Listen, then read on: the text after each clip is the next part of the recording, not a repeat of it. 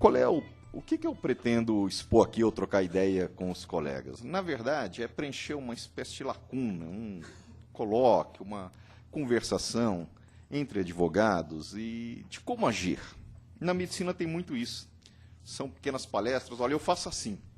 Então se discute muito a prática, porque a gente sai da faculdade preparado para responder, na melhor das hipóteses, qual é a teoria da posse, qual o conceito de propriedade, mas a gente não sabe o que fazer se vai alguém e picha o muro da casa de um vizinho. Que ação preparar? Como tomar uma medida? O que fazer? Essa parte prática, ela é simplesmente desprezada ou minimamente dada nas faculdades de direito, diferente da medicina. Medicina é muito comum, o professor reúne com os alunos, ali de frente ao paciente, pergunta o que você acha que ele tem, veja a cor dele, mas se ele tivesse isso que você está falando, não teria dor de cabeça, olhe os exames. Então, aquela discussão eminentemente voltada para a prática. Enquanto no direito, infelizmente, não tem. Se bobear, a gente, tirando aquela estágio que nem todos fazem, ou aquela parte prática de faculdade, que hoje é só dar download na internet, copiar, colar, etc., que dá tanto problema, tirando essa, digamos, pseudo-parte prática, você sai sem saber advogar. Sempre foi assim. Nós precisamos mudar isso, porque da experiência do debate é que a gente vai conseguir construir uma atividade, uma advocacia aplicada. Então, esse é o objetivo. Então, vamos começar pela primeira pergunta. Por que constituir uma sociedade limitada? Por que não outro tipo societário? Aliás, para que eu vou constituir uma sociedade? Eu vou exercer uma atividade empresária? Posso ser um comerciante individual, um empresário individual? Posso, assim como um advogado, eu não preciso ter uma sociedade para exercer a advocacia. Basta meu registro na OAB. O empresário individual, basta a sua inscrição na junta comercial, no registro de empresas, e ele pode exercer a atividade. Para que eu vou montar uma sociedade? Bom, primeiro vai ser, o que é uma sociedade?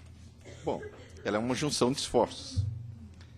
Agora, o que ocorre na prática? Qual o primeiro conselho que você pode dar para o seu cliente?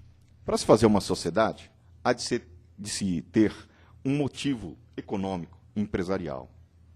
Ou seja, qual a razão econômica? Eu vou me associar com uma pessoa, tem que ter um motivo.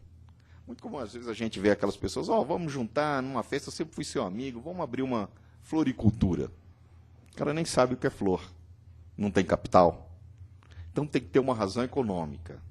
O que significa? Um tem capital, o outro tem clientela. Um tem capital, ou os dois têm capital, mas um conhece o comércio e o outro conhece a administração. Você tem que conhecer o comércio é tradição.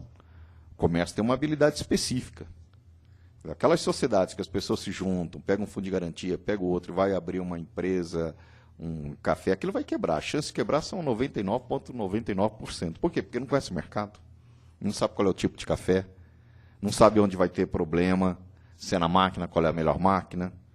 Então, você tem que ter um conhecimento, você tem que ter uma razão econômica. Não basta aquela sociedade de empolgação, tomar umas e outras na festa. Não, vamos abrir um buffet, todo mundo come, né? Então, esse tipo de motivação não faz muito sentido. Aqueles cálculos imaginários, ou uma amizade antiga. Sociedade, empresa, não é local para isso. Tem que ter uma razão econômica.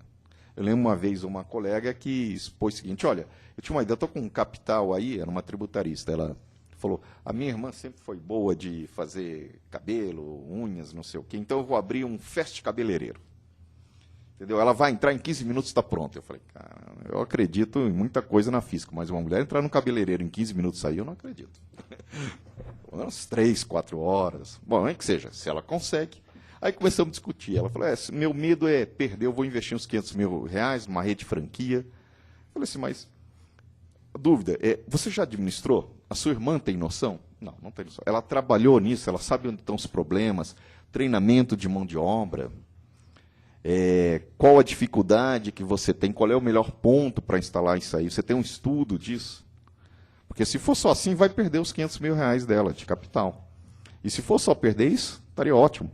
Mas o comércio, o risco, não é só imprevisível, como às vezes é incontrolável. Vai perder isso e mais. Então, tem que ter uma motivação econômica, tem que ser bem estudado. Formar uma sociedade tem que ter uma razão, senão a pessoa vai exercer sozinha. Eu vou chegar no problema da limitação.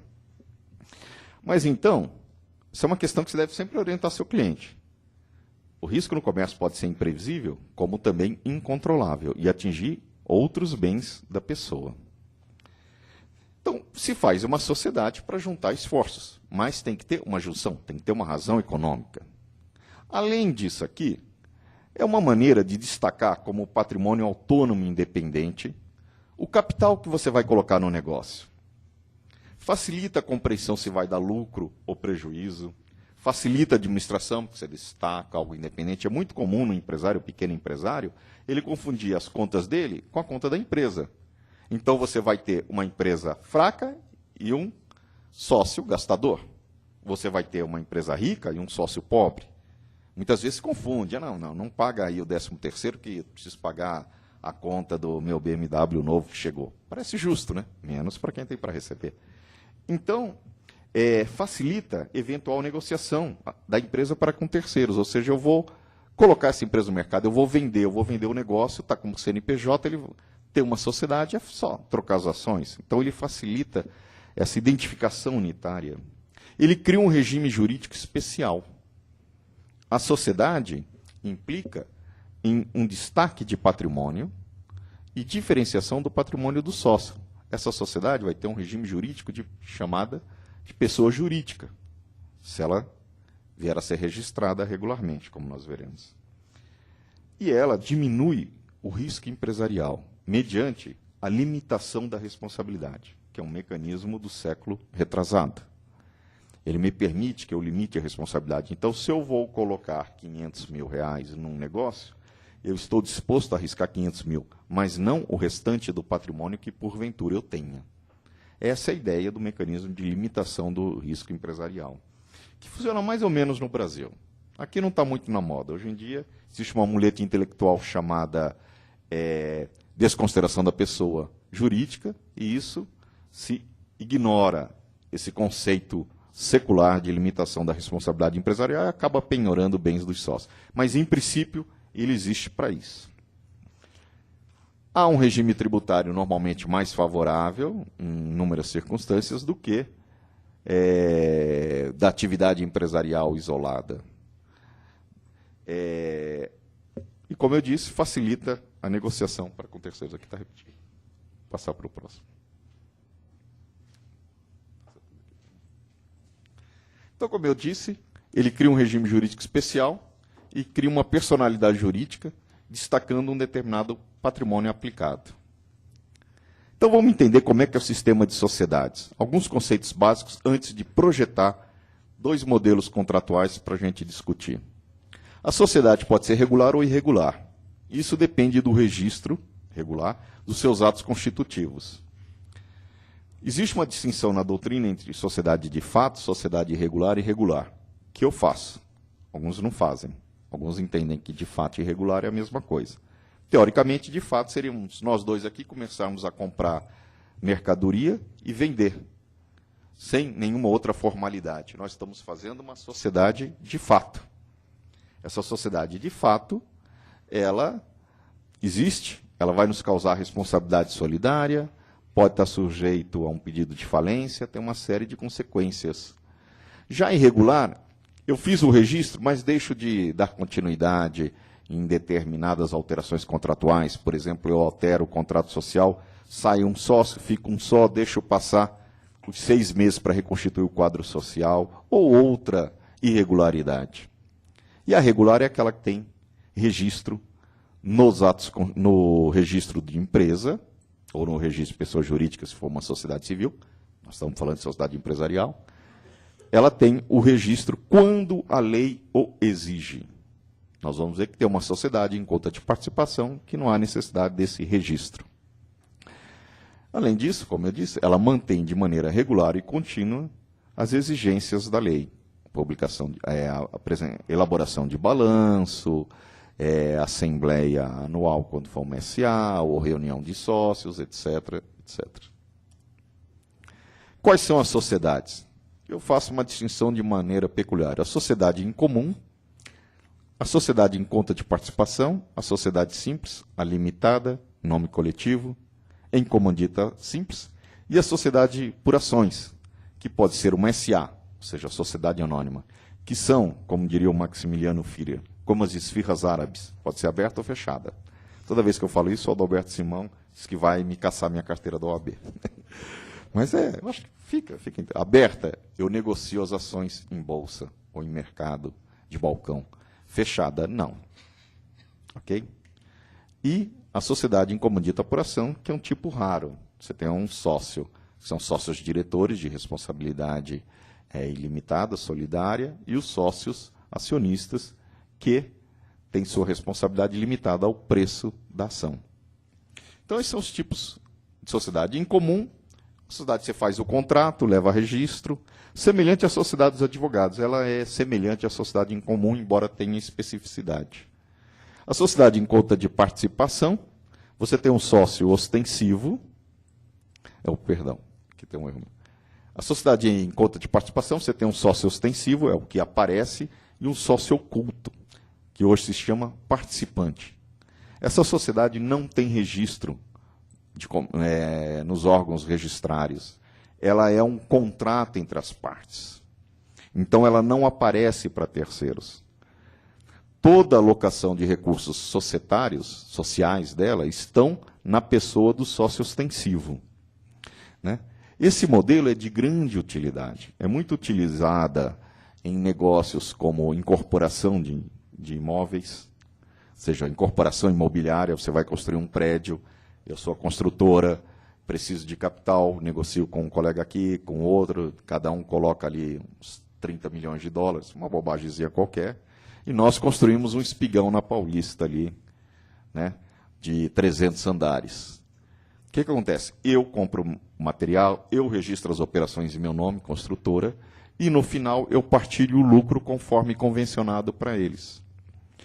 Eles não têm responsabilidade sobre a negociação, não correm risco trabalhista, não correm outro risco de qualquer outra espécie, porque eles só são sócios participantes. Isso também é feito, pelo menos o Transamérica administrava a cadeia de flats dele no sistema de sociedade em conta de participação. Curioso, né? Você era o sistema de flat, você coloca o teu apartamento na administração, no pool de administração, e ele fazia um contrato de sociedade de conta de participação. Você cedia o uso daquele apartamento para o pool e recebia os seus rendimentos, a sua lucratividade desse negócio, através do sistema de sociedade de conta de participação. Eu sou fã desse tipo de sociedade, que ela não precisa de registro, não precisa dar baixa na junta, não precisa maior formalidade, só precisa ser contabilizada. Né? Tem gente que usa sem contabilizar. Houve há um tempo atrás, há uns 12 anos, um caso muito rumoroso na Justiça Paulista, que era de um empresário do setor de bares e restaurantes que tinha o hábito de ter várias namoradas. Tinha 2 ou 3. Resolveu abrir um bar e convidou cada uma delas para entrar no bar, como sócia. Assim, dava o dinheiro e ponto. O bar não foi para frente, fechou, é um cara até conhecido. Fechou, etc., e pelo menos 2 entraram com uma representação de estelionato. A coisa foi curiosa, foi andando, o advogado dele era um professor de direito comercial, na época, que demonstrou que aquilo era a sociedade de conta de participação. Estava em nome dele, tá? E elas colocaram o capital e, se desse certo, ia receber. Problema do risco empresarial, e isso convenceu o juiz que arquivou o processo. Voltando, a sociedade simples, perdão, esse é o tipo de sociedade básica do Código Civil. É uma sociedade, vocês se associam, a responsabilidade dos sócios, como nós vamos ver, é pessoal e limitada, ela tem personalidade jurídica. O que eu comentei da sociedade comum passa para simples, por favor. Né? E ela tem 2 naturezas, tem 2 ordens de classificação. Sociedade simples pode ser entendida como antiga sociedade civil, então eu chamo de sociedade simples quanto à natureza, ou seja, quando ela não pratica ato de empresa, e também como tipo societário, o tipo mais básico que existia. Que é aquela sociedade, nós fazemos um contrato, levamos a registro e vamos partilhar, fazer uma atividade e partilhar o resultado. Essa sociedade simples, ela serve de modelo básico para todas as demais. Temos a sociedade limitada, que é o tema da nossa palestra, que nós vamos falar mais para frente. Sociedade de nome coletivo, que é a sociedade mais originária, aquela sociedade em que as pessoas se reuniam para partilha, ela tem origem nas sociedades familiares do início do capitalismo. Ela tem uma curiosidade, antigamente, digamos, se eu e a Fernanda Zard fôssemos fazer uma sociedade, chamássemos Macchione Zard, era comum a assinatura para identificar a sociedade com esse nome. Por exemplo, eu escreveria lá Macchione Zard, com minha letra, ela ia escrever com a letra dela Macchione Zard, letra diferente, mas usava o mesmo nome, por isso que se chama nome coletivo. Entendeu? Essa é a origem dela. Uma sociedade familiar, geralmente era fulano e filhos, com relações internas de ligações pessoais. A sociedade de comandita por ação é um modelo semelhante à sociedade em conta, a sociedade em comandita por ações. Você tem sócio com responsabilidade limitada e sócio sem responsabilidade limitada, que responde integralmente, como nós vamos ver. E a sociedade por ações? Ela torna a participação social um título. Essa é a origem. Ela tem um título e ela permite a livre negociação, que visa a quê? A dar liquidez. O principal objetivo é dar liquidez à ação. Eu entro, nós 4 aqui reunimos num empreendimento qualquer, e vocês não querem esperar o fim do empreendimento, ou querem sair. Você pode simplesmente pegar a sua ação e vender. Essa é a lógica do sistema. Nas outras, não. Porque nas outras, teoricamente, eu posso falar, não. Para quem que você vai vender? Para ele, não. Para ele, não. Ele é concorrente. Não pode fazer isso. Ou não, ele não partilha da nossa visão. Todas essas aqui em cima são sociedades, antes das ações, com intuito persona. Então, para que eu uso isso? Eu uso para o modelo pai e filho, irmãos ou poucos sócios. Eu não preciso para um modelo que haja grande quantidade de capital pulverizado. Eu vou ter 7, 10 acionistas com grandes valores institucionais, eu começo a pensar nesse modelo de sociedade por ação. Não, o que o cliente está me pedindo é só abrir uma mercearia. Não, abrir uma limitada. Coisa simples, com responsabilidade limitada. Eventualmente, até ser um comerciante individual, um empresário individual. Aliás, a última estatística que eu tive da Junta, 70% das empresas são de responsabilidade individual, são sócios individuais, e não se constitui sociedade. Bom, como eu disse, eu vou constituir uma sociedade, personificar, para diminuir o risco. Eu vou separar o patrimônio. Na medida que eu separo o patrimônio nessa sociedade, a responsabilidade ou é subsidiária ou é limitada, como eu vou ver aqui. Limitação de responsabilidade. Eu tenho um modelo que somente alguns sócios têm responsabilidade limitada. Outros não, respondem solidariamente. Para que serve? Hoje em dia é pouco usual. O último mecanismo que eu vi dessa sociedade comandita por ação, mais precisamente ou da sociedade em nome coletivo, sociedade em nome coletivo, eu lembro que Klabin, a holding, era a sociedade em nome coletivo. Quer dizer, eles respondiam ilimitadamente, como nós vamos ver, pelas responsabilidades sociais. Aquela empresa Brown, fabricante de eletrodomésticos, era em nome coletivo. E a American Express, Tempo e Companhia, eram em nome, não sei se o colega se lembra de mais algum, mas eram em nome coletivo, por motivos tributários. Pelo menos a Brown era por razões tributárias, de uma tributação especial na Alemanha. Tá? Para que serve essa sociedade? Ora, de um modo geral, serve para eu dar mais garantia para os credores. Houve, se eu não me engano, em gestão de fortunas, alguns bancos que utilizaram o modelo de sociedade comandita por ações. De maneira que, para dar garantia, você pega o seu patrimônio, entrega para um banco administrá-lo, só vai entregar para o herdeiro daqui a 30 anos. Constitui uma sociedade específica para esse fim. O banco vendia, se eu não me engano era o Citibank, eu não tenho certeza, ele vendia o seguinte, olha, mas o Citibank é o diretor, ele vai responder com todos os bens do Citibank daqui a 30, 40 anos, se essa sociedade não funcionar. Nós damos essa garantia para o cliente. Mas a maioria adota o modelo que todos sócios com responsabilidade limitada, que é a sociedade limitada ou SA, porque é mais simples, porque ninguém vai incorrer um risco anormal no comércio. E para que serve? Isso aqui é o que nós vamos ver um pouco mais para frente. Lembrando, o caso da sociedade de conta de participação, que não tem personalidade, limita a responsabilidade do sócio participante como um mero investidor. Amanhã ou depois vocês estão com um cliente, ele chega, meu filho quer abrir um restaurante, ele mais um amigo, e eu vou colocar o dinheiro, vou receber, agora eu não queria aparecer, não quero correr o risco, como é que eu faço aqui? Não, você pode emprestar o dinheiro. E você pode colocar a título de sociedade em conta de participação, que lhe garante que você receba os resultados. De repente, se for um sucesso, virar uma cadeia, você vai ter um resultado interessante. E por que não o empréstimo? Porque o empréstimo ele tem a obrigação de devolver, não é capital de risco. Ele é remunerado pelos juros. Já colocando o dinheiro como capital de sócio em conta de participação, como sócio participante, se o negócio der errado, o filho não tem que devolver nada. E você partilha lucro. Essa é a diferença. Aí você vai perguntar, se não der certo, o senhor perdeu esse dinheiro, eles vão ter que pagar? Não, se der certo, eu perdi. Então, talvez o modelo seja a sociedade de conta de participação. Não. O quadro é um pouco diferente, tem que me devolver. Então eu vou fazer um empréstimo para a sociedade ou para o sócio.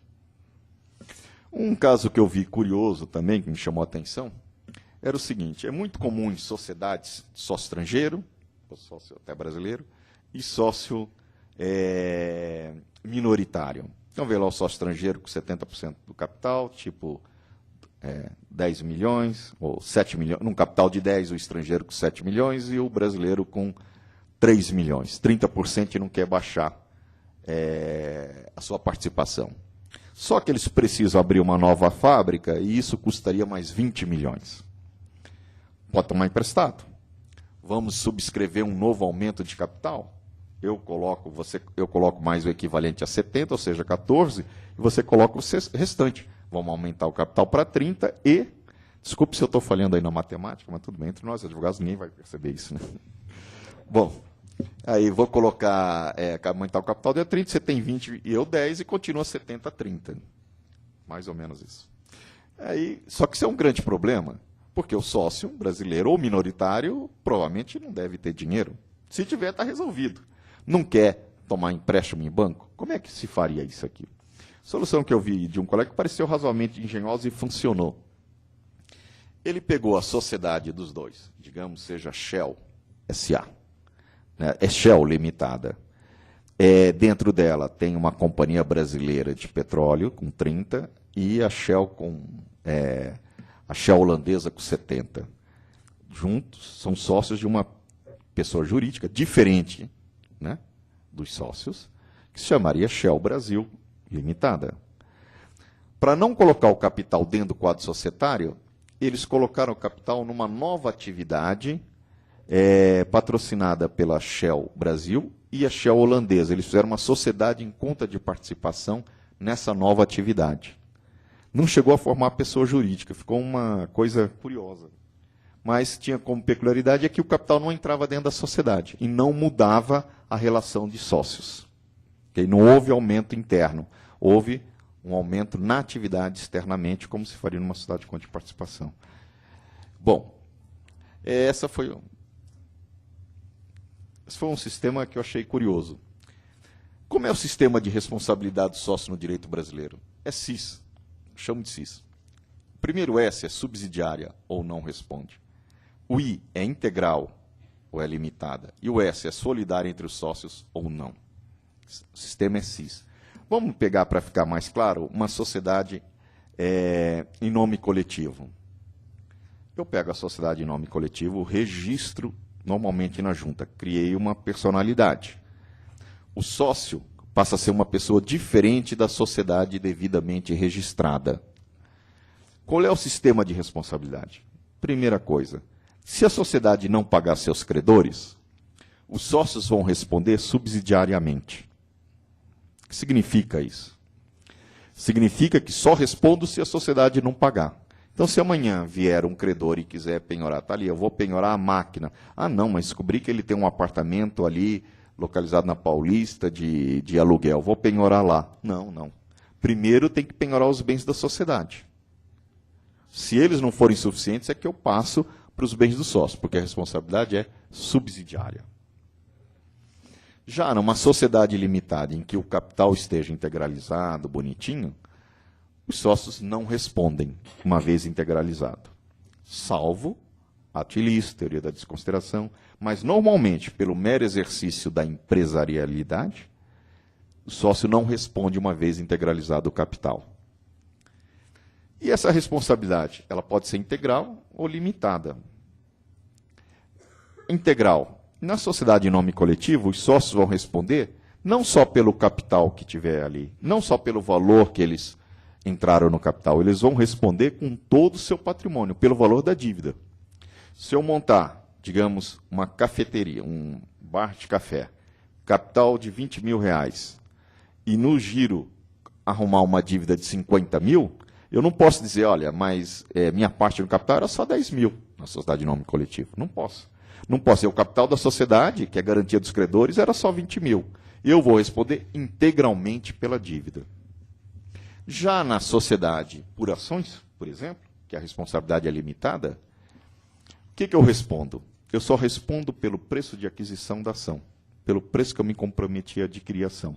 Então, se eu me comprometi a pagar 20 mil reais por uma ação, e essa sociedade anônima não consegue pagar os credores, o credor dela só vai me cobrar o que falta para o meu compromisso. Eu me comprometi a colocar 20 mil, o Dr. Brás se comprometeu a colocar 50 mil, a Fernanda, mais rica de todos nós, 1 milhão. O problema é dela. Ok? Eu tenho que chamar, só vou ser chamado a completar os meus 10 mil pelo que faltar. Então, minha responsabilidade vai ser limitada. Na limitada, eu estava falando da SA, na sociedade limitada, é mais ou menos assim. Só que nós somos solidários pelo que faltar. Ela prometeu colocar 1 milhão, né? Sabe como é estagiário, não sei, botou o quê? Somente 100 mil reais. Nós, que tínhamos se comprometido a colocar 20 e coloquei ele 10, vamos responder solidariamente pelo que faltar. Né? Além desse fato, a responsabilidade pode ser solidária entre os sócios ou não. Como acabei de ver, na limitada, pelo que faltar, nós vamos ser solidários. Na em nome coletivo, também vamos ser solidários. E na SA, não. Então, são os modelos. Vamos citar um exemplo. Uma sociedade com capital de 100 reais. Tá? Toda sociedade, como nós vamos ver aqui, tem que ter o seu capital inteiramente subscrito. Tem que ter um capital e tem que ter subscrito. Não pode faltar. O que significa subscrever? A grosso modo, já que estamos falando entre colegas. Subscrever significa algo como comprar. Bom, eu me decidi comprar algumas ações. Não é exatamente isso, mas eu vou fazer analogia. Me comprometi a comprar 50 ações. Eu me comprometi a subscrever 50 ações. Bom, assim como comprar, o grande problema é que se eu fizer isso, eu tenho que pagar. Eu tenho que integralizar. Se eu me comprometi a subscrever 50 ações, eu tenho que integralizar 50. O sócio B, a mesma coisa. Subscreveu 50, ele vai ter que integralizar 50. Pode ser agora, pode diferir essa obrigação para o futuro, pode ser em outro tempo, mas no momento vai ter que integralizar. Então, toda a sociedade tem que ter o capital inteiramente subscrito e vai ser integralizado. Característica de uma sociedade é todos têm que ter uma participação no capital. Não tem sociedade sem participação no capital. Todos têm que ter uma participação nos lucros e nas perdas. Vamos dar um exemplo 2 aqui. Então, o sócio subscreve 50, integraliza 20. Ele fica a integralizar 30. O sócio B subscreve 50, integraliza 50. A integralizar? Nada, que integralizou tudo. Se essa sociedade aqui for uma sociedade limitada, caso ela se torne inadimplente e algum sócio e algum credor venha a cobrar a dívida, tanto A quanto B, tá, vão responder pelos 20. O B não vai poder falar assim, mas eu já paguei. Se essa sociedade for uma sociedade por ação, anônima, o sócio A, que não pagou, vai ter que responder pelos 30. Já o B, não. Um tempo atrás houve, acho que um banco, se eu não me engano, o Bamerindos, uma SA, que ele lançou um programa de ações. Você comprava em 5 parcelas. Na segunda parcela, o banco quebrou. Bamerindos mesmo? Eu estou fazendo propaganda. Mas acho que era o Bamerindos. Ele quebrou. A situação complicada que ficou para os compradores de ação é que a massa falida veio chamar eles para cumprirem. Ó, você precisa pagar. Quanto que eu tenho para receber no banco? Nada. Você tem que pagar o que falta. Porque o ativo dele não vai ter os passivos, não. Então ficou uma situação chata de você comprar, fazer um bom negócio e ainda ter que pagar a dívida mesmo o banco estando quebrado. Agora, isso aconteceu. Gente que comprou 150 mil, gente que comprou 15, gente que comprou 1.500, e teve grandes instituições que compraram 1 milhão, 2, 3, 4, 20 milhões. Imagina se isso não fosse uma SA, fosse uma limitada. Se fosse possível usar o modelo limitada, eu ia ter que pagar a mesma coisa que, digamos, o Olavo Setúbal, que investiu aí uma quirera de 15 bilhões, e eu aqui com 1.500 sou solidário a ele. Sou solidário a tudo, menos nisso, né? Pelo amor de Deus. Bom, então efeitos da integralização. Se tiver integralizado o capital, tá? Na limitada, eu não respondo nem solidário, nem integralmente, nem subsidiariamente. Eu cumpri minha obrigação social. O que se diz? O sócio não pode ser compelido, de uma limitada, a pagar mais do que o que havia sido integralizado, salvo atilista, algumas dívidas especiais tributárias, como IPI, imposto de renda retido na fonte, dívidas trabalhistas, ou aplicando-se a teoria da desconsideração da pessoa jurídica. Tirando essas exceções, que são 90% dos casos e 10% é o que sobra, mas inverteu, mas qualquer dia nós vamos ter restaurado o princípio da limitação da responsabilidade, quem sabe? Então, numa limitada, se estiver totalmente integralizado, não respondo nada. Se não estiver integralizado, tá?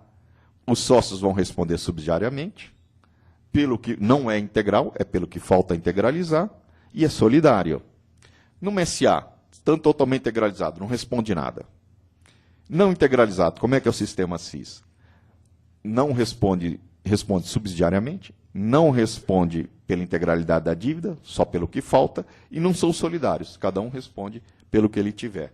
Então, dependendo do tamanho do negócio que vocês tiverem para fazer, vocês têm que prestar atenção nisso. Que tipo de caminho eu vou seguir?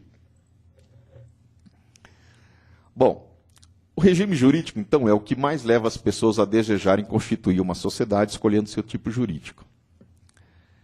Nós vamos ver que esse regime dá uma série de direitos para o sócio. Tá? Sabemos que, primeiro efeito, eu registrei, a sociedade virou personificada, ela não se confunde com sócio. São pessoas e patrimônios distintos. O sócio não é dono do patrimônio social. Significa que não é porque você comprou algumas ações do Bradesco que seu gerente ficou te enchendo, que você pode ir lá pegar o jatinho e passear o fim de semana. Não pode. Não é por lá que você pode entrar no caixa e pegar o dinheiro. Sócio não é dono. Ele está cometendo um crime se efetuar isso. Temos que distinguir. O que eu tenho? O sócio tem. Ele tem alguns direitos. Quais são? Participar da vida social na medida dos seus direitos. Muito mais na limitada, isso vai depender do contrato social ou da SA, e menos na SA. Na SA tem várias restrições. Mas, basicamente, ver contas sociais, ser eleito ou constituído administrador, votar. Na SA tem ações que não têm direito a voto. Alguns doutrinadores defendem que a sociedade por cota poderia ser preferencial e não ter direito a voto. Parece que a junta não está aceitando isso ainda. Participar do lucro e do prejuízo. É nula a sociedade em que dê total lucro para um dos sócios ou que isente um do prejuízo. Isso se chama sociedade leonina, que acabou entrando no nosso dia a dia como uma cláusula que dá vantagem exagerada. Mas a origem da sociedade leonina é aquela que isentava do prejuízo. Olha, fazemos uma sociedade nós quatro aqui, mas garantimos que você não vai ter... Dando lucro ou prejuízo, você retira dividendo. Não pode. Dividendo só pode retirar se der lucro. Receber o seu quinhão em caso de liquidação da sociedade. Qual o direito que eu tenho no patrimônio social? É que se eu liquidá-la, eu encerrar, sendo positivo, eu tenho uma parte desse patrimônio. Se for negativo, eu não tenho nada. O negócio deu prejuízo.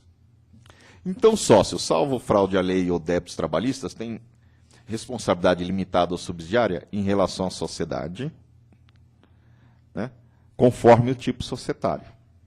Se for uma de ausência de CIS, ou seja, uma limitada, uma sociedade por ações, ele não vai ter nenhuma responsabilidade.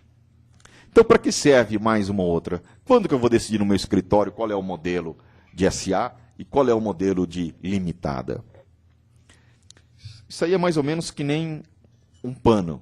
Dá para eu forçar um pouco para cá, dá para forçar um pouco para lá, mas eu tenho limitação do modelo.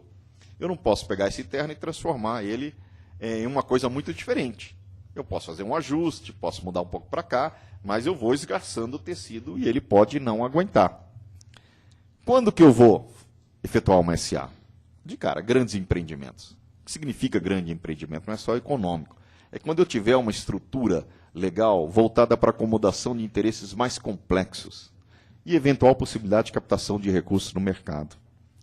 São mais complexos, são duas pessoas jurídicas ligadas a grandes grupos empresariais, eu preciso ter um compliance, o que significa compliance? Seguir regras, uma conferência de seguir regras de vários setores, contábil, regulatório, eu preciso ter conselho fiscal, eu preciso submeter a auditoria, então eu preciso de uma estrutura que separe poder, controle, voto.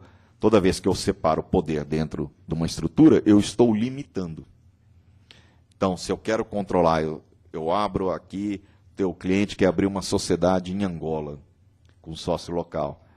Então, ele vai pensar, será que eu abro um modelo semelhante ao SA, que eu posso ter conselho fiscal, eu posso ter algumas cláusulas de restrição de direito ao voto, posso exigir que o diretor industrial seja do meu grupo.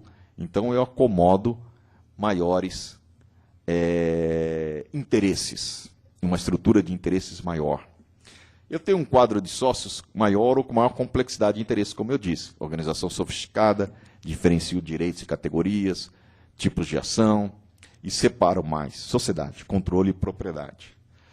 E administração da sociedade. Eu tenho um negócio de maior complexidade. Também dou maior estabilidade para a empresa em si. Em princípio, numa limitada por prazo determinado, qualquer sócio pode sair a qualquer tempo, e retirando a sua parte, apurando os haveres. E isso pode causar uma desestabilização na empresa. Numa SA é mais difícil. Teoricamente, em princípio, eu não posso entrar com uma dissolução de sociedade da SA, a não ser causas específicas. Então, o seu cliente fala assim, olha, eu vou deixar para os meus filhos, mas eu não quero que fulano, um deles, o segundo, o terceiro, o primeiro filho, gasta todo o dinheiro, ele vai vender essa participação, vai tirar dor de cabeça. Pode ser que a montagem de uma SA crie dificuldade para isso. Eu consiga mais estabilidade. Ok? SA, facilidade de negociação e mudança de quadro social. Por outro lado, se ele achar quem compre as ações, ele vende com facilidade. Você vai ter que montar mecanismos de opção de compra.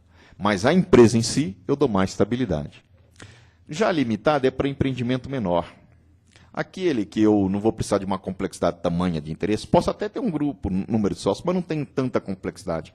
Não preciso estar colocando conselho fiscal, posso até pôr. São 3 ou 4 sócios, ou às vezes 2. Me interessa que aquela sociedade, a estabilidade depende da racionalidade do sócio, da atividade.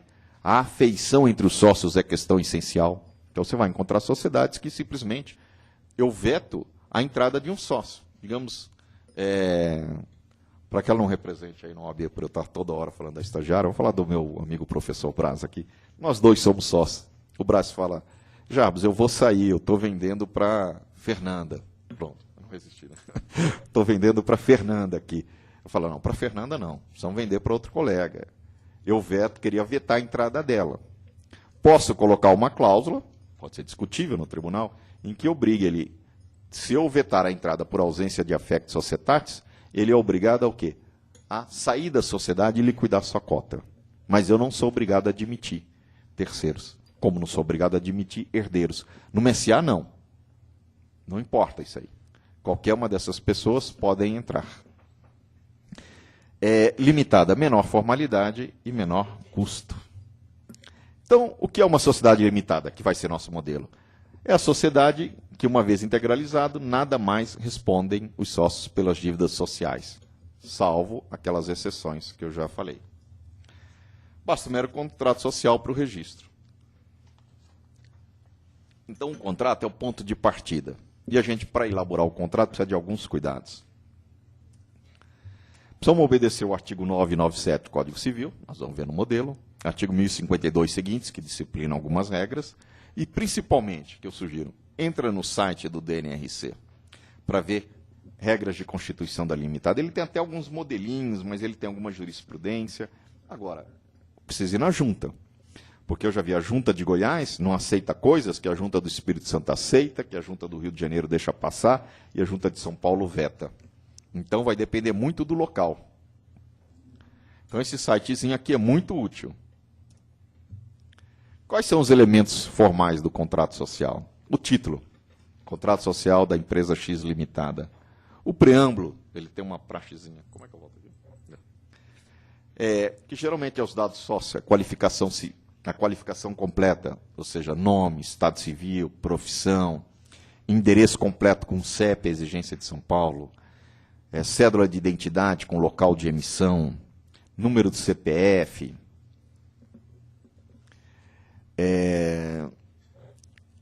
corpo do contrato, no mínimo as cláusulas obrigatórias do artigo 997, disposições do NRC e junta, que podem variar. Geralmente, alguns formuláriozinhos, eu não sou favorável ao formulário, mas ele é ponto de partida para uma discussão. E como nós vamos ver, existem formulários com graves defeitos. Tem o seu fecho e a praxe. Então, vamos lá. Vamos falar do nome. O nome empresarial, ele pode ser firma ou denominação. Tá? Denominação, Diálogo Empreendimentos Imobiliários. Firma, Xavier e Nascimento Empreendimentos Imobiliários. Esse aqui é formado pelo nome civil, que nós advogados usamos é o modelo que usamos em nosso dia a dia. Na minha, Macchione Braga Advogados. Né? Ou seja, o nome civil do sócio. A tradição é sobrenome, mas nada impede ser primeiro nome. Tem que ter o capital social. Olha, a grande maioria volta por problemas desse tipo. Já fui vogal em junta e já vi que a grande maioria volta por isso aqui. Expressão do capital da sociedade em moeda corrente nacional. A pessoa esquece de escrever que está em reais. A cota que cabe a cada sócio. Quanto que ele cabe de cada... Isso aqui é 10 mil, esquece de colocar... É mais comum colocar 10 mil capital social, sendo 5 para um e 9 para o outro. Opa! Lógico que isso é erro de advogado. 14 mil reais. A forma e o prazo de sua integralização. Esquece de falar, está totalmente integralizado. Bom, integralizado em quê? Em moeda corrente? Em bens? Pode ser qualquer bem, desde que sua tenha expressão monetária, que ele seja avaliável em dinheiro. Uma vez eu vi um caso interessante, que era um imóvel que foi cedido para a construção de um estacionamento, e o sócio que integralizou, ele não integralizou a propriedade do imóvel. Se integralizar a propriedade, ele passa a ser da sociedade, você recebe em troca e ele fica sujeito ao risco do negócio. Como é que ele fez? Ele integralizou o direito de uso. O direito de uso é um direito real que se limita ali, como diz a palavra, ao uso para o objeto social. Enquanto a sociedade existir, estava ali garantido. Aquilo lá, no momento da dissolução, volta ao patrimônio do sócio. É uma ideia interessante. Né? E daí existem várias maneiras de uso, de integralização com automóveis, com máquinas, teoricamente com know-how. Mas eu tenho que dizer que forma eu vou integralizar. E se está inteiramente integralizado? A subscrição deve ser total, lembra, a compra das ações. E o pagamento, aspas, a integralização. Eu tenho que dizer quanto cada um integraliza e quando. E ela pode ser, como eu disse, bens, dinheiro, direito, desde que avaliável em dinheiro. Numa limitada, os sócios mesmos podem avaliar, não precisa de nenhum experto. Eu ainda tenho que ter a menção ao endereço completo da sede. Tipo e nome do logrador, rua, avenida, número, complemento, bairro, distrito, município, unidade federativa e CEP. E endereço de filial, se tiver. Uma pergunta, quem pode abrir filial? Deliberação dos sócios ou dos administradores? Eu tenho 10 sócios, eu não vou reunir todo mundo para abrir filial. Delego para 2, delego para 3 administradores. Uma coisa que às vezes acontece, as partes querem abrir a sociedade, só que o local você não pode montar uma fábrica. Então, muitas vezes você abre a sociedade para adiantar, para obter empréstimos, e coloca que a atividade fabril vai ser em outro local, conforme autorizado por entidades governamentais. Então, você Caso contrário, você pode ter problemas de CETESB, de outro tipo de órgãos. Então você coloca, vai ser em tal local, que for autorizado, em outro município, etc, etc. Deixe isso claro para evitar que a junta devolve. Cadê a autorização? Ou que você tenha dificuldade de tirar documentos complementares. Declaração precisa e detalhada do objeto social. Isso é essencial, porque limita os poderes do administrador. Se eu colocar ali, olha, o administrador, a sociedade tem como objeto social a construção de máquinas automotivas para agricultura, tratores, etc., e implementos agrícolas. O administrador não pode vir e vender a sede. Tá? A maioria simples não pode também vender a sede dela. Eu limito o poder do administrador. Ele só pode fazer o que está no objeto social. Estando no objeto social, se ele agir ou praticar um ato em desconformidade, a responsabilidade dele é pessoal. E, em tese, pela teoria ultra vires, que está no novo código, a sociedade não responde. Nenhum juiz aceita isso. Eu não vejo colegas aceitando, mas essa era a ideia do legislador. Teria ultra vires. A sociedade só responde pelo que está no objeto social. O que o administrador praticar além, a responsabilidade é pessoal. Isso não tem sido aceito nos tribunais brasileiros, que tendem a sociedade responde, se razoavelmente tiver dentro do objeto social, invocando teoria da aparência, direito consumidor, etc, etc. E ela que se acerte com o administrador. Mas isso é uma posição em aberto. Okay? De um modo geral, é uma regra de proteção à minoria. Eu entrei para você fazer um tipo de trabalho, eu topo entrar com você para a gente construir automóveis, mas não aviões. Eu posso até colocar veto. Para a mudança de objeto social exige unanimidade. Regra de proteção à minoria. Tá? E também para registro de marcas e patentes, porque dependendo do objeto social, posso ter pincéis tigres, tubos e conexões tigres, são todos tigre, mas atividades diferentes. Na verdade, quem pratica muito marcas e patentes, faz aquelas empresas que alugam nomes e marcas, eles pegavam o objeto social e colocavam tudo que existe. Pegavam todas as categorias do INPI e colocavam, pode fazer isso, pode licenciar, pode fabricar automóveis, pode tá. Bom, prazo de duração. Ele pode ser determinado ou indeterminado. O que não pode é não ter prazo.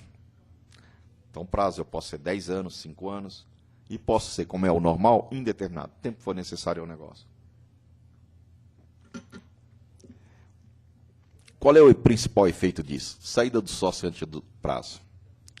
Diz o artigo 1029. Além dos casos previstos na lei ou no contrato, qualquer sócio pode retirar-se da sociedade, se de prazo indeterminado, mediante notificação aos demais, com antecedência mínima de 60 dias.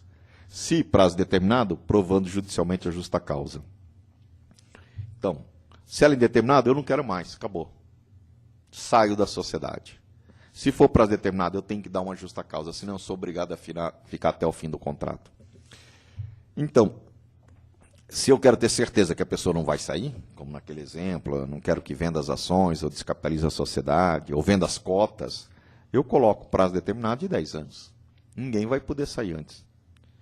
Posso estar pensando que o meu cliente fala, não, eu quero que a maturidade dos meus filhos, eles possam decidir no futuro. Porque eu posso estar falando de uma atividade empresarial, mas posso estar dizendo de uma holding para guardar imóveis e bens, grupo de aplicação de ações, ou uma holding de outros grupos empresariais. Por outro lado, diz o 33, dissolve-se a sociedade quando ocorrer vencimento do prazo, salvo-se vencido esse sem oposição de sócio, não entrar a sociedade em liquidação, caso em que se prorroga por prazo determinado. Veja, se eu colocar que ela tem um prazo, venceu o prazo, não pode haver oposição de sócio, ela se prorroga. Mas se um sócio tiver oposição, ela não pode dar continuidade. Ok? Ou também dissolução por maioria. Mas aqui já... Quando ocorre consenso unânime do sócio, deliberação do sócio por maioria absoluta, nada de prazo determinado. Maioria absoluta é mais da metade. Você tem que pensar, quando eu estou falando de deliberação, eu posso estar falando, eu tenho 4 sócios Como é que é metade? Seriam 3? 2? Ou eu estou falando de 2 mais 1, porque um se absteve de votar? Então, uma série de circunstâncias aí. Eu lembro que isso era comum em... Olha, pessoal, vamos votar aqui. Quem for contra, levanta. Assim eu computo o voto ao meu favor, se eu estiver manipulando, dos que são a favor, mediante a abstenção, os que se abstiverem de votar. Né? Se tem 30, 10 levantam, mas pode ser que 15 não querem votar. Né? Então, são maneiras de computar, que eu recomendo um livro chamado Manual de Assembleia de Sociedade Anônima, porque ele entra em todos os detalhes do Jacinto... Ele entra em todos os detalhes. Já me ajudou muito uma vez. Eu ia enfrentar uma assembleia de SA, em que meus clientes, por problemas de procuração não chegar a tempo, iam ser minoritários. A assembleia estava marcada para 5 dias. E a tal oposição ia ser maioria. Eu desconvoquei a assembleia. São possibilidades, são truquezinhos que esses livros ensinam. Data de encerramento do exercício social, quando não consistente, quando civil. Tem pouca utilidade, já foi importante para fins de economia tributária em algum tempo, hoje acho que já não tem mais nenhuma importância, e pode ser interessante para negócios isolados, que vão durar 3, 4 meses, onde você encerra. Né? O duro é o fisco pensar que você está continuando quando terminou. Bom, isso aqui é uma das coisas mais importantes, a administração da sociedade, poderes e atribuição. Havia uma antiga praxe que permitia que uma pessoa jurídica pudesse ser administrador da sociedade. Então, eu tenho João e Alberto constituem a JA Limitada e nomeiam como sócio administrador a empresa Z Limitada. Hoje, o artigo 997, inciso 4, manda que sejam pessoas naturais. Então, eu tenho que dizer quem que é o sócio. Isso complicou um pouco naquelas sociedades estrangeiras em que você nomeava e ia nomeando pessoa jurídica como administrador, subentendendo que ou delegava para uma pessoa natural, ou você constituía, entendia que os administradores da pessoa jurídica, que era administradora, é que estava à frente do comando.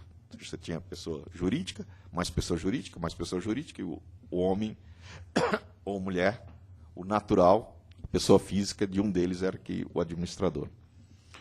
O administrador pode ser sócio ou não sócio. Aí é uma escolha, que evidentemente passa pela profissionalização. Okay? Você nomeia um administrador não sócio, presume que você está colocando um profissional. Ou uma pessoa que não queira correr o risco de colocar o seu capital. Né?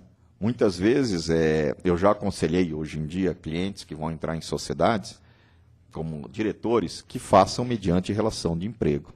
Evite a prática de pegar uma cota, uma ação, porque se o negócio não ir bem, eles podem ter os seus bens aí bloqueados por longos anos, discutir uma reclamação trabalhista. Já tive caso de pessoa que foi diretor de empresa, com uma ação, a empresa faliu, foi durante 3 meses, e agora, há alguns meses, que foi desbloqueado os bens dele, que ficou aí 10 anos.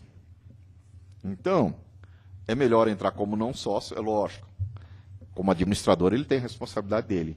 E fazer uma CLT. São práticas. Para você correr o menos risco, você der uma ação para essa pessoa, um juiz trabalhista vai entender que a responsabilidade é pessoal, solidária, integral, aquele CIS lá. E ainda bota cifrãozinho, para você não ter dúvida. Vai bloquear tudo. Olha, eu vou avançar um pouco mais rápido para a gente entrar nos contratos sociais. Se houver prazo determinado ou indeterminado, isso implica na destituição. E muitas vezes pode-se exigir que o administrador preste caução. Coisa rara, eu pelo menos nunca vi. Chama atenção para a limitação de poderes dos administradores, principalmente a praxe societária americana. Eles colocam limitações como não pode contrair empréstimos, não pode vender bens do ativo permanente, colocam limitação para que a sociedade tome empréstimo acima de valor X, ou ele não pode contrair determinado tipo de obrigação. É muito variado. É muito variado. esses modelos aqui. Isso é interessante principalmente quando vocês vão ter um administrador que não seja sócio, que não seja do grupo e seus clientes são capitalistas. Aí coloquem cláusulas de limitação de responsabilidade. Regime interno da deliberação. Existem algumas matérias que você pode reservar, e o código reserva para a deliberação de sócios. Outras você estabelecem. Por exemplo, contrair empréstimo acima do valor de R$1 milhão, precisa de deliberação do sócio. A destituição e contratação de empregados. Precisa ser sócio ou posso delegar para um administrador? Representação na Justiça do Trabalho. Preciso tirar o sócio, que às vezes, para ir na Justiça do Trabalho ou em juizado de pequenas causas, não posso colocar na administração que um mero administrador ou que um funcionário nomeado pelo administrador. Está no estatuto. Então, eu posso ter algumas diferenças e com grande flexibilidade aqui. Nós vamos ver agora regras de deliberação, que estão no convocação e desconvocação. Eu devo dizer quanto prazo, qual o prazo para convocar, 15 dias, 5 dias. Vou seguir a praxe do código, 30 dias, mediante convocação por imprensa. Posso desconvocar? Se eu sou minoritário, posso impedir que a desconvocação seja feita com menos de tantos dias.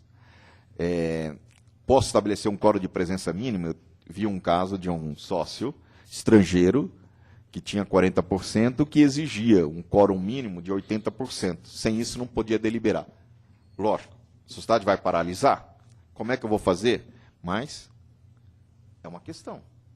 Está ali colocado. Isso funcionou razoavelmente bem até chegar no impasse. Ou, pelo menos, vai lhe garantir que, da próxima vez, você consiga estar presente. Mas são todas armas. Você pode construir do jeito que você quiser, observando os limites legais.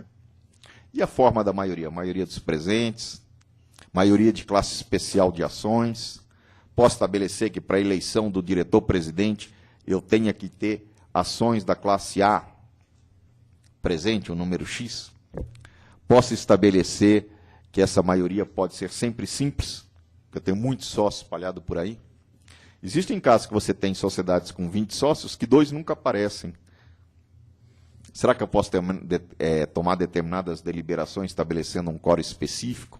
Preciso de pelo menos 10 ou 11 para determinadas matérias?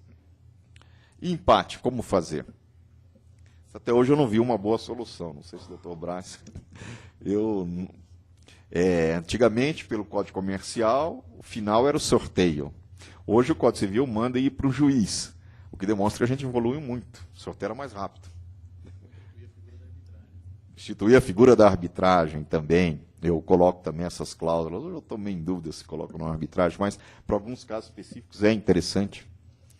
Tá? Convocar nova assembleia de cabeça fria. A arbitragem talvez seja um dos métodos mais razoáveis. Como eu sou pessimista, eu acho que o sorteio é que funciona. Bom, depende da deliberação dos sócios. Aqui. Só uma pequena passada. Aprovação de contas de administração. Aí vem a questão muito curiosa. O sócio que nomeia administrador, o sócio que é administrador, ele pode votar nessas contas? A doutrina diz que não. Mesmo numa sociedade de 2 sócios, 3 sócios.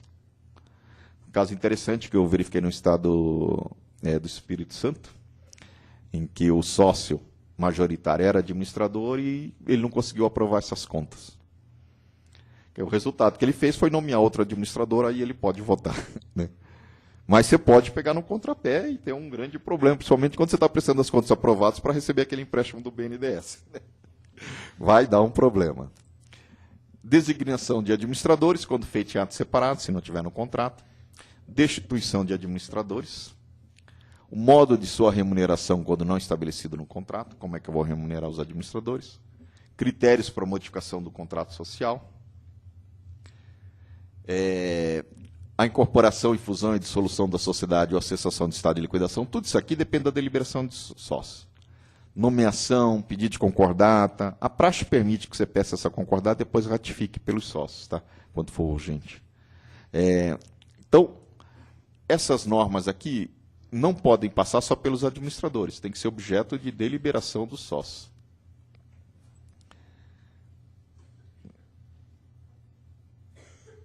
É aqui que volta?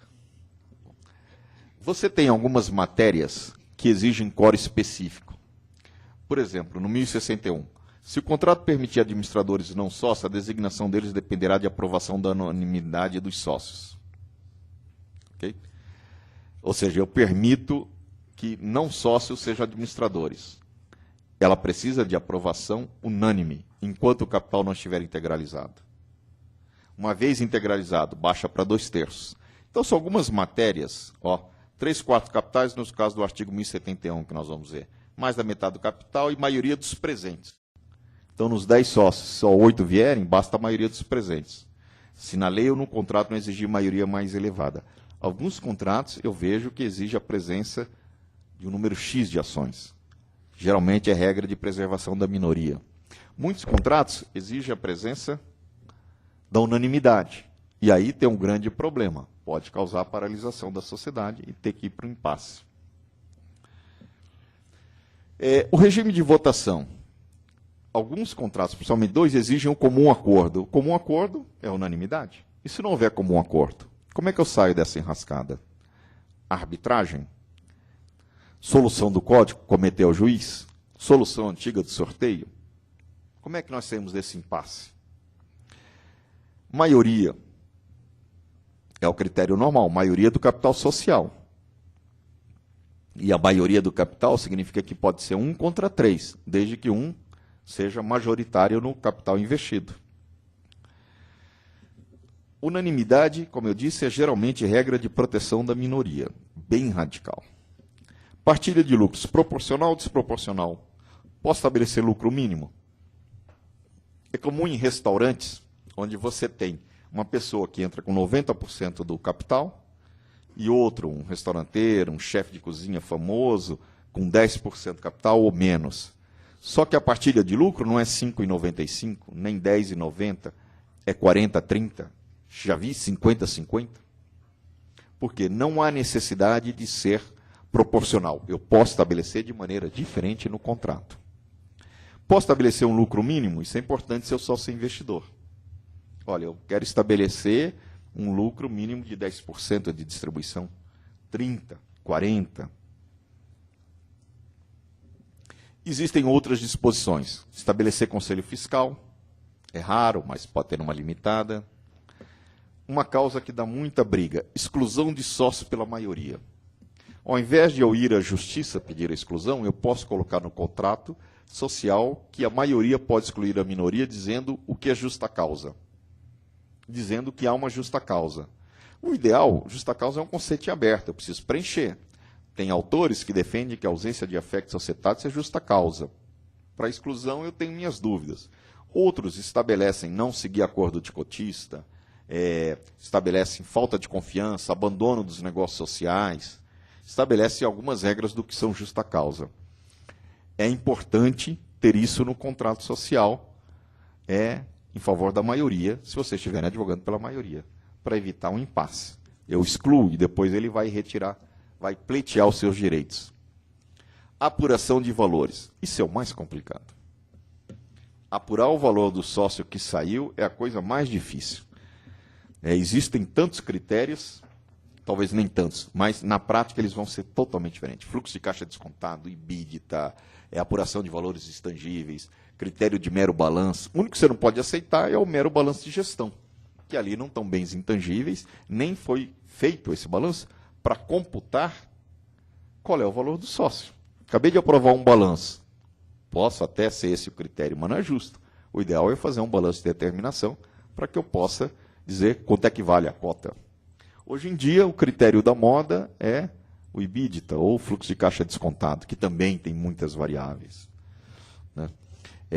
Apuração de valores, o meu conselho é que tentem ser o mais rigoroso possível, porque o mais preciso, e isso é difícil. No meu ponto de vista, o melhor critério é o de mercado. Por exemplo, eu sei que uma padaria é de 10 a 15 vezes o valor do faturamento do caixa mensal. Não sei se ainda é. Eu sei que um posto de gasolina é X por tonelada vendida de gasolina nos tanques. Eu sei que uma empresa de gás faria de 100 a 200 dólares a tonelada vendida anual. Mas tirando isso, quem sabe o valor? Ou seja, na grande maioria dos casos, ninguém sabe. O valor é quanto vão pagar. Então, é muito difícil. Vocês vão encontrar muita dificuldade e, principalmente, alertar o seu cliente quando ele entrar numa apuração de haveres. Olha, pode ser que a sociedade não valha mais nada. Você está saindo, será que ela vale isso que você está pensando? Não é porque você colocou 100 mil reais que você tem direito a receber 100 mil. Às vezes não vale nada. Há 20 anos atrás, o mapping valia muito, era o ponto de mercado mais caro do mundo, o ponto comercial mais caro, era exemplo de aula. Hoje não vale nada. Então, comércio é risco. O cliente tem que estar ciente disso. E esse critério é onde emperra. A dissolução de sociedade, os juízes estão mais... Um está pedindo saída, o outro quer sair. Esquece a discussão. Nomeia o perito e diz quanto é que vale. E aí começa o problema. Né? Negociação de cotas. Isso puxa um outro problema. Quando o seu cliente for entrar na sociedade, como que ele sai? Se o cliente estiver entrando numa empresa de capital aberto, fácil, vende as ações no mercado. Mas se não for, como é que eu faço? Como que eu faço para ele sair? Eu tenho que ter um critério pré-estabelecido. Se você estiver advogando para um cliente estrangeiro, que vier entrar com capital aqui, ou um fundo de investimentos, ele vai querer ter uma cláusula de saída. Algumas cláusulas chegam a ser até cômicas, né? Tiroteio mexicano. Você coloca duas propostas, coloca duas propostas aqui fechado, entendeu? Aí vai para o terceiro, ele abre e vem que deu a melhor proposta. Blind, shootout, back, sei lá. Eles dão uns nomes americanos curiosos. Ou, opção de compra, pelo critério X, balanço mais 2 vezes e pagar em tantas vezes. Diz um dos maiores autores, Hernani Estrela, cautelem-se o sócio. Quanto mais específico, mais você se afasta do judiciário. Mais o critério vai ser usado contra ou seu a favor, se você estiver saindo ou não. Algumas cláusulas tipo direito de preferência, como nós vamos ver aqui no contrato, nem sempre é preferência. Preferência e igualdade de condições. Tá. Mas igualdade de condições significa que vou vender as cotas para ela. Portanto, e ele, como é meu sócio, tem preferência e igualdade de condições, pelo mesmo preço e condições que ela vai pagar. Mas vai existir alguém que vai comprar minha cota? Quem de bom senso vai comprar uma cota se nós dois únicos sócios estamos brigando, sem falar com ele primeiro? Direito de preferência muitas vezes não tem valor nenhum. Tag along e drag along, prática americana. O que é o tag along?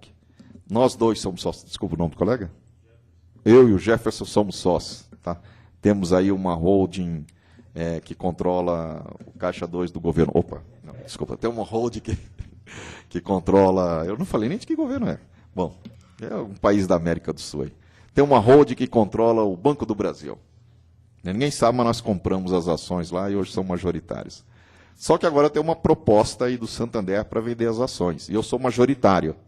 O Santander fala, não vou pegar o do Jefferson, pagar mais 30%, vou só os seus, levo 60% das minhas cotas. Ele tem o direito de aderir à minha saída. Na lei de SA, isso muito explicado. E numa limitada?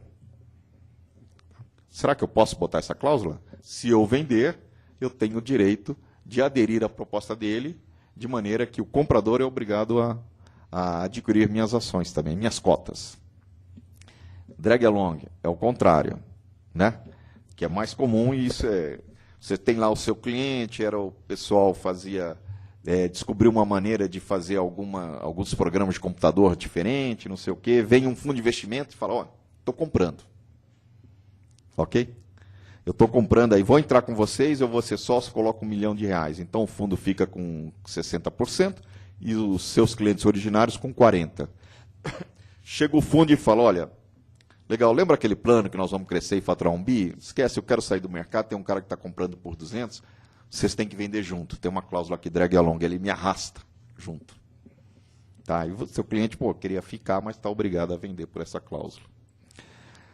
Então, vamos avançar mais um pouquinho aqui para discutir os modelos. Vamos só pegar essas questões aqui e dar uma olhada em alguns modelos. Isso aqui, esse primeiro modelo, isso foi retirado da junta comercial. Tá? Então, é um modelo real. Então, vamos lá. Então, aliás, foi retirado de um livro, eu achei até o livro. Ali tem, modelo discutido, um contrato social de limitada e qualificar. Por esse instrumento particular, resolvem contratar a constituição de uma sociedade empresária sob as seguintes constituições. Isso é praxe. É tão praxe quanto aquilo lá, na melhor forma de direito.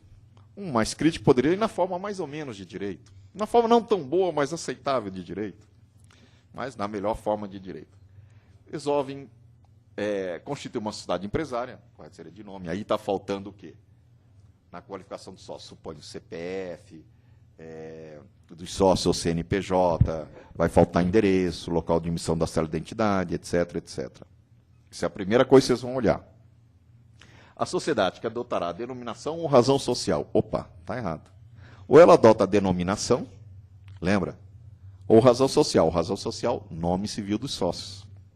Denominação é um nome que não é o nome civil do sócio. Por exemplo, Pelé S.A. Cafés. Tá? Nenhum dos sócios tem nome limitada. Nenhum dos sócios tem nome Pelé, eventualmente. Ok? Então, ali tem um erro. Será limitado e terá duração de prazo determinado. Opa, meu cliente pode sair a qualquer momento. Opa, estou colocando capital e se o outro não quer? Já saiu de outros 3 negócios. Espera aí, vamos entender isso melhor aqui. É indeterminado ou não é? Essa sociedade terá como sede ou domicílio é mais usual, é sede, na cidade, estado, na rua tal, número, CEP, ele vai exigir. Podendo estabelecer sucursais ou agências em outros locais ou filiais. Tem autor, que nem o Carvalho de Mendonça, que distingue sucursal, filial, agência. A praxe é filial, tá? Mas tem gente que distingue, tem gente que diz que é a mesma coisa. Agora, quem pode estabelecer isso aqui? Eu preciso fazer um novo contrato social. Dependendo, eu posso dizer assim, a administração, mediante ata de deliberação da diretoria, poderá abrir e fechar filiais. Preciso reunir todo mundo. Até porque um sócio está em Portugal, o outro está aqui, tem que chamar o procurador, e o advogado não quer ser mais procurador, porque já teve bens penhorados, então, aquela confusão que a gente sabe.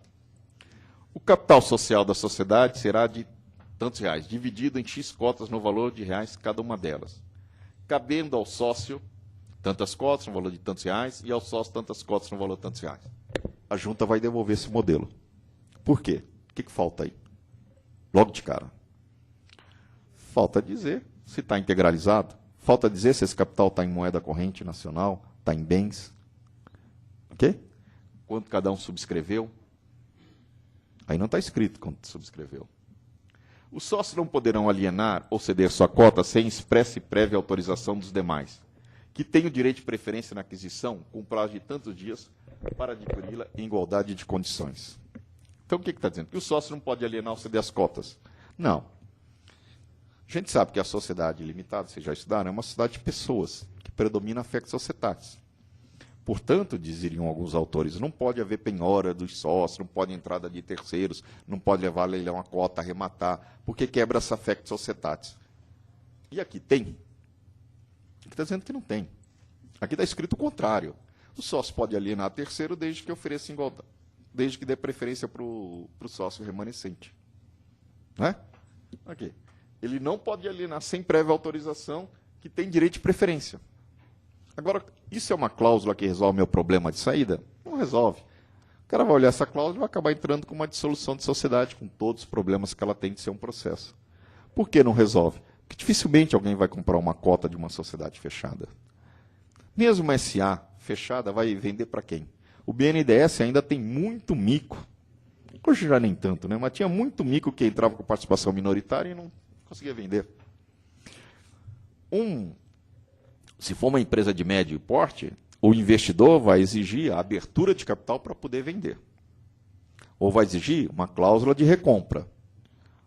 Ou algum tipo de engenharia financeira para que ele possa sair. Isso aqui não vai resolver o problema, a não ser casos muito especiais.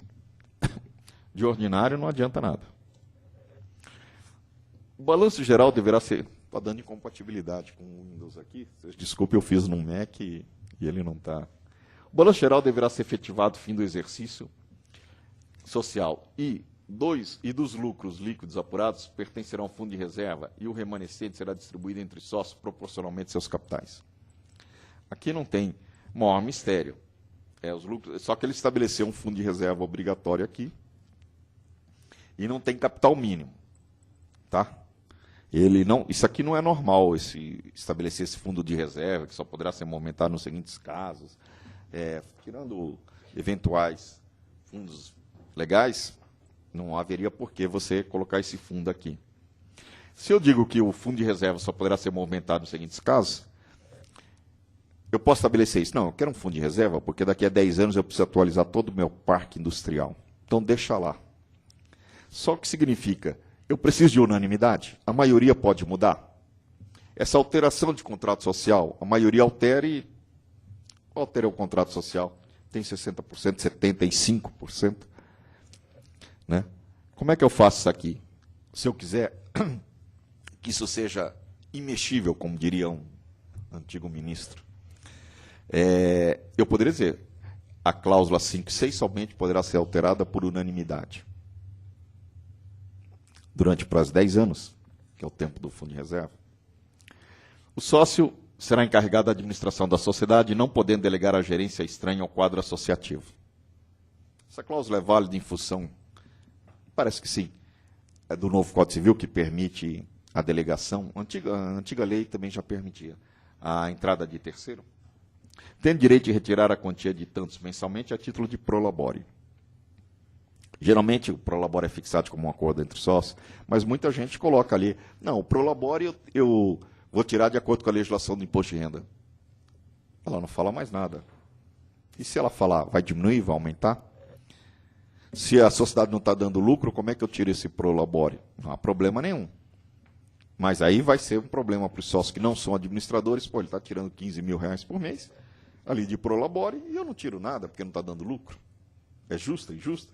Eu conheço um contrato de restaurante, que a briga dos sócios há 5 anos tem sido essa. São 7 sócios. O administrador tira 15 mil reais por mês, invariavelmente. Os demais tiram 10 por ano. Quando? Está proibido o uso da firma social em negócios alheios à sociedade, principalmente aval e fiança. Eu já vi alguns contratos em que é proibido o uso da firma social em fiança, em avais. Né? E aí deu um problema, porque precisava dar aval para outra sociedade que eles tinham aberto para poder levantar um dinheiro no Banco do Brasil, e o minoritário criou restrições. Tem que ter muito cuidado aqui. O balanço da firma será feito a cada se ordinário e sempre que for necessário extraordinário, sendo os lucros e prejuízos divididos entre os sócios proporcionalmente às suas cotas do capital social. Isso é a regra geral. Se um sócio vier a falecer, não se terá solução da sociedade. Hoje já não se usa mais isso aqui. Porque antigamente o Código Comercial estabelecia que, morrendo um sócio, dissolve a sociedade, salvo convenção em contrário dos que lhe sobreviverem. E a doutrina interpretava, com base em raízes romanas, que a convenção para continuidade, no caso de falecimento sócio, teria que ser antes do falecimento. Tá? Era chamada cláusula mortis. Hoje não. Faleceu, a sociedade continua e admitem ou não os herdeiros. Aqui você pode exigir, os herdeiros serão admitidos na sociedade. Ou os herdeiros vão apurar de que maneira? Ou vão nomear entre si alguém para representar na sociedade? Ou não, vou receber os 30 herdeiros que vão estar vasculhando minhas contas. Tudo isso tem que ser pensado. Eu gostaria de mostrar um texto muito curioso do Cássio da Costa Carvalho. Chega a conhecer esse texto aqui? É muito curioso, dele, da RDM. É muito curioso, é muito legal. Ele comenta algumas coisas aqui que eu queria passar para vocês. Ele começa falando o seguinte: as palavras são um péssimo veículo. Não é o que ele está escrito, é o que vou interpretar. São um péssimo veículo de comunicação. Mas é o melhor que a gente tem. E muitas vezes, no afã de a gente querer escrever algo, nós acabamos sendo não compreendidos. Não conseguimos colocar com clareza. Ao invés de colocar na ordem direta, fazemos ordem direta e ficamos pensando. Os ingleses têm uma frase muito interessante: say what you mean. Quer dizer, diga aquilo que você quer dizer. Significado, diga com clareza. Né? Bom, esse autor aqui seleciona muitas cláusulas contratuais, algumas eu já encontrei, que ele diz assim, olha, é uma coletânea de cláusulas que conseguem ser risíveis. São todas verdadeiras, tá? Vejamos esse exemplo 1. A sociedade é fruto de acordo de vontade de 2 ou mais pessoas, que, sendo capazes de contratá-la, são, por motivos óbvios, competentes para modificar ou extingui-la. Desse modo, a constituição, modificação e extinção de sociedade é uma coisa que deveria ser simples. Entretanto, nos preâmbulos de contrato, que ele examina, encontra algumas disposições meio interessantes. Ó. A limitada, estabelecida na rua tal, resolve aceitar a saída de B e admitir a entrada de C. O que há? Que a sociedade tem a ver com os dois. Né? Os dois sócios, num contrato social, é que são partes. A e B, sócios constituintes e solidários da firma. Então é que nem chamar sócio de proprietário. Quer dizer, tem sócio que não é proprietário? De que categoria é essa? Constituintes solidários. Bom, se for uma limitada, então eles são solidários, então eu estou estabelecendo uma cláusula de solidariedade que não tinha, porque a responsabilidade não é solidária uma vez integralizado o capital, ou ele está querendo dizer que eu não integralizei o capital? Tornou-se fato comum que as sociedades de qualquer tipo adotem, a parte de sua firma, um título para o seu estabelecimento. Mapping era originariamente o título de estabelecimento, originariamente, da Casa Anglo-Brasileira. Então, o título de estabelecimento devia, consoante legislação, ser registrado no DNPM. Então, não dava para confundir razão social com título de estabelecimento, mas tinha coisa assim, ó. A sociedade se denominará Administração, Projetos e Assessoria, Adeptos, e girará sobre a razão social de Lima, Almeida e companhia. Bom, um ou outro, né? Isso é típico de geminiano, né? Duas personalidades, dois nomes. A sociedade girará sobre a denominação social de X Limitada, usando também para representar em papéis e atos não oficiais a sigla. Representar em papel e ato não oficial. Se não for papel e ato oficial, o que o cara quer dizer com isso? A sociedade usará a denominação social D, ou a sociedade usará a razão social D. A duração. A estipulação de prazo de duração também é coisa simples. Ou é indeterminado ou você estabelece uma data. Mas olha só, a duração da sociedade será por tempo indeterminado. Isso terá efeitos a partir da assinatura do presente instrumento, a menos que qualquer dos sócios notifique ao outro com antecedência de 90 dias sua intenção de não mais continuar na sociedade. Ela dura, ela não dura, ou já está retirando, ou estou entrando, mas estou saindo. A administração social é exercida pelo sócio a quem compete todos os atos de administração e gerência da sociedade. Em nome da sociedade, assinam em conjunto o sócio A com o procurador, ou dois procuradores em conjunto. A gerência social da empresa é exercida pelo sócio F, podendo, para tanto, representá-lo em juízo ou fora dele, assinar contrato terceiro, assinar obrigação, cheque e tudo mais que fosse necessário. Na ausência ou impedimento deste, o sócio G assumirá a gerência com todo direito e obrigação. O uso da denominação da empresa será indistintamente pelo sócio F, G e 2 aqui.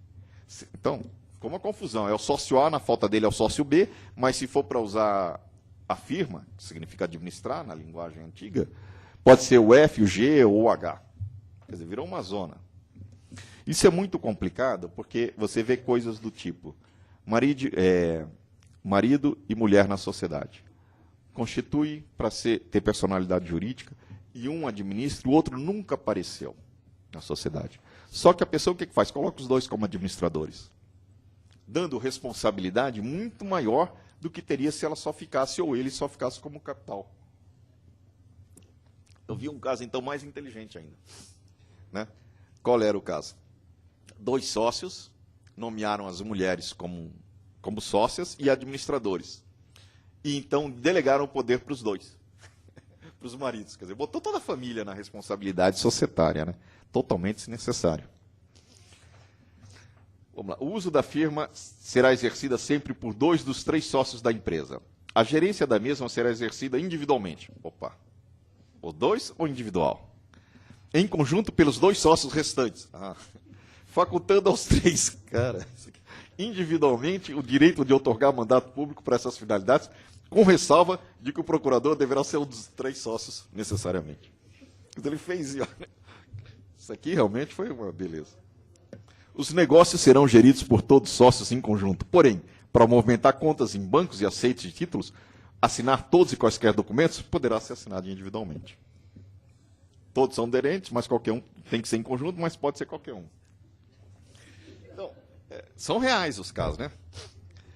Aos sócios são outorgados mais amplos e limitados poderes para o exercício da gerência social, devendo, entretanto, os papéis de responsabilidade social, inclusive relativamente bancário, ser assinado por qualquer dos sócios individualmente. Então, o que a gente vê aqui é dificuldade de português, porque a pessoa quer fazer algo complicado, quer fazer e poderia ser dito, a sociedade será administrada pelo sócio A. ou pelo sócio B e C em conjunto, ou por qualquer um dos sócios individualmente. Sobre fórum da sociedade, que esse é um grande problema atual. Muita gente elege a arbitragem, de que eu sempre fui fã. Hoje confesso que eu tenho algumas restrições que me permita Torbraço colocá-la. A primeira restrição que eu tenho, e os colegas devem pensar nisso, hoje o fórum está um problema, aliás. Tem muita gente que estava colocando fora do Rio de Janeiro, mais rápido, Brasília, Rio Grande do Sul. Rio Grande do Sul é menos raro, mas Brasília e Rio eu já vi isso aí, porque o Fórum de São Paulo é 10 anos. E as custas judiciais são altíssimas. Né? Chega a 47 mil reais, dependendo do caso, ou seja, lá no Rio de Janeiro acho que era 7 mil. Não estou fazendo propaganda do Rio, eu sou carioca, entre inúmeros outros defeitos. Né? Outro dia me falaram, né, você podia ser argentino, podia ser pior. Né? Então eu incorporei essa piada também. Mas, enfim, né? No offense, como diriam os americanos. Muita gente coloca outro fórum. Outros colocam a arbitragem. Na arbitragem eu só tenho 3 questões. Primeira questão, e se o tribunal arbitral fechar? Como é que fica? Remanesce a arbitragem? Ou mudou? Para que eu vou recorrer? No mínimo eu vou discutir 10 anos, que é o tempo de chegar até a STJ, para saber quem que é competente. Demais. E se houver mudança na fortuna dos sócios? A arbitragem é bastante cara. A arbitragem sai 100 mil, 200 mil reais com facilidade. E se um dos sócios não tem mais dinheiro? Como é que faz? Deixa o outro pagar? Né?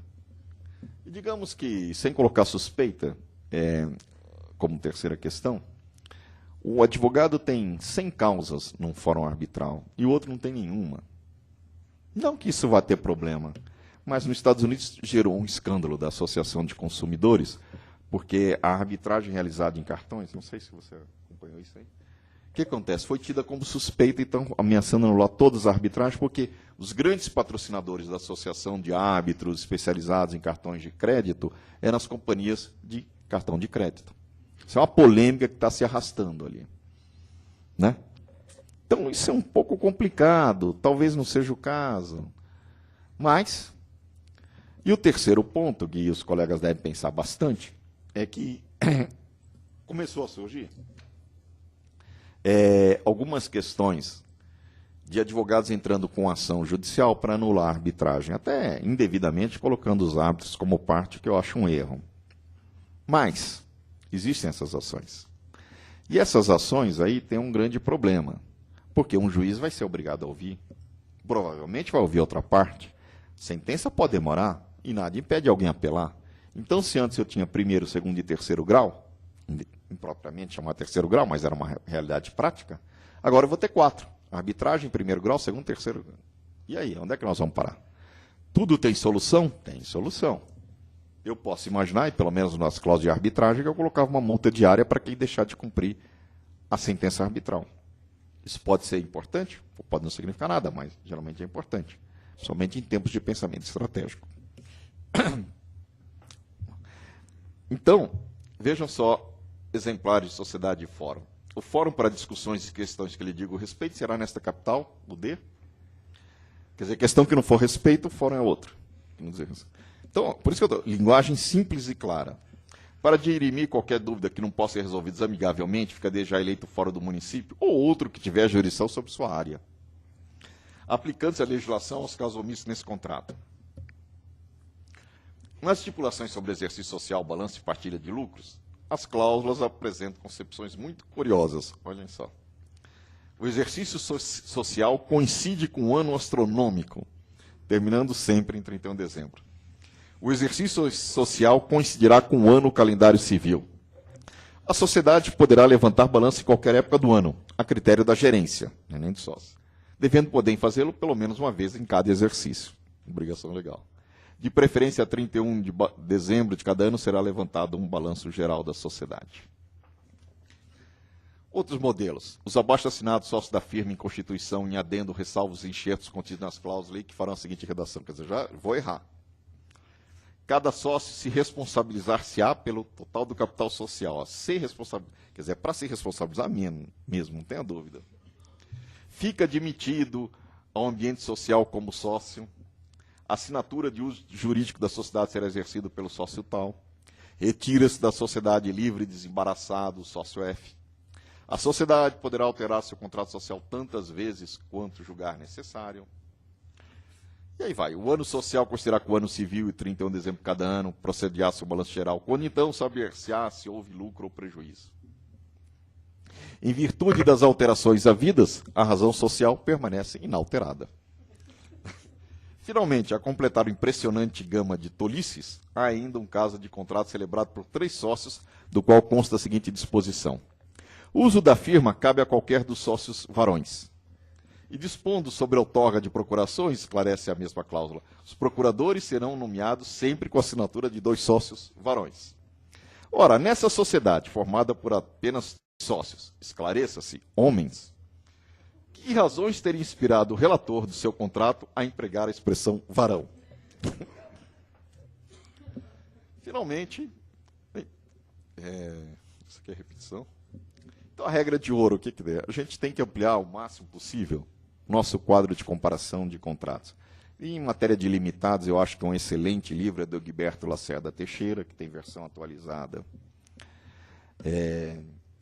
Temos também o do Nelson Abrão, atualizado pelo Carlos Henrique Abrão, que é um livro que eu pessoalmente gosto. E os clássicos.